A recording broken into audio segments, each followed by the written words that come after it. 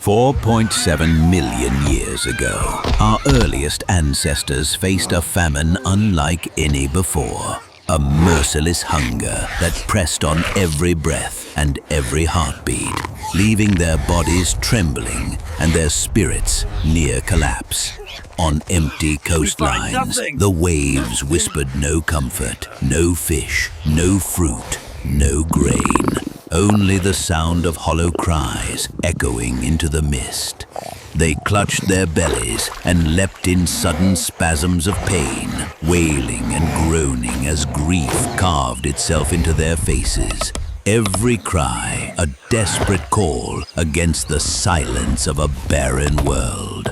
The sun scorched cracked earth, the ground dry and lifeless beneath their feet, and parched throats gasped for water as they stumbled forward, each step weaker than the last. They dragged themselves through desolate land, where even the air seemed to taste of dust and despair, their bodies jerking in agony as hunger tore at their insides. In the forest, they clawed at empty branches, leaves shriveled, fruit long gone, nothing falling into their desperate hands, the wind rattling branches like cruel laughter. At night, the fire turned to cold ash, and they bent, twisting in anguish, voices breaking into cries that pierced the moonlit silence, the baby's faint whimper, too weak to rise above the moans of suffering. Hunger became a storm inside their bodies, convulsions forcing them to leap, jerk, bend with grief, as though the famine itself was tearing through bone and muscle, leaving them writhing in the dust. And yet, even in such torment, the instinct to survive remained. A flame no storm could extinguish, no matter how empty the land they searched, no matter how weak the body they moved, for to give in was to vanish forever. Slowly, their desperation turned to scraps of survival, roots clawed from hardened soil, bitter and dry, but edible. Insects snatched from grass, snapped between teeth with grim determination. A fish pulled, trembling from shallow water, slick and shining in weak hands. A shell pried open with stone, the taste of salt and life filling hollow stomachs. Each bite was not just food, but hope. With every scrap they found, the tribe grew bolder. They stalked herds across dusty plains, their spears glinting in sunlight as they ran, their hearts pounding with the chance of meat.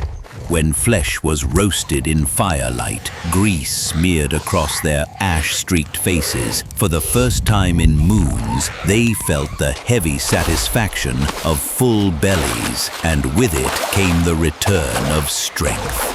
Through storms that shattered their shelters, through nights filled with the cries of predators, through swamps and rivers, and with scraps came strength, and with strength came courage. Together they grew bolder. They hunted antelope across dusty plains, their spears glinting under the burning sun, their hearts pounding with the chance of meat. They charged as one, cries echoing across the grassland, and when flesh finally roasted in firelight, the grease shone on their ash-streaked faces like war paint of survival.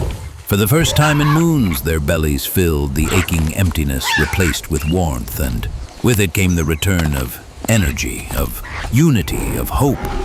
But famine did not surrender easily. Storms tore across their shelters, thunder drowned their cries, rivers rose to swallow their path, and predators stalked them from the shadows. They lashed logs together into rafts and set out upon furious waters, clutching one another as waves thundered down, voices shrieking into storm winds. They staggered across mountains, their hands raw from climbing rock, their breaths torn from chests by cold. Their children carried high against chests, refusing to fall.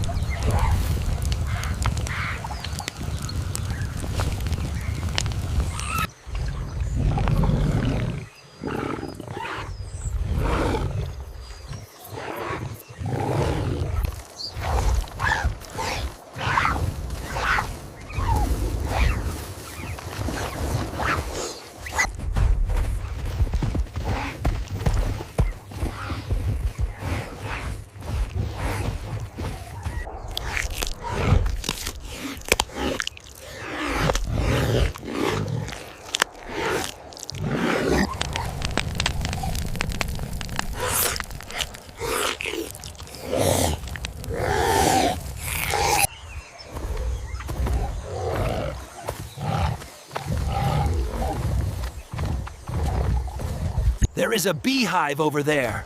Be careful. There are many bees.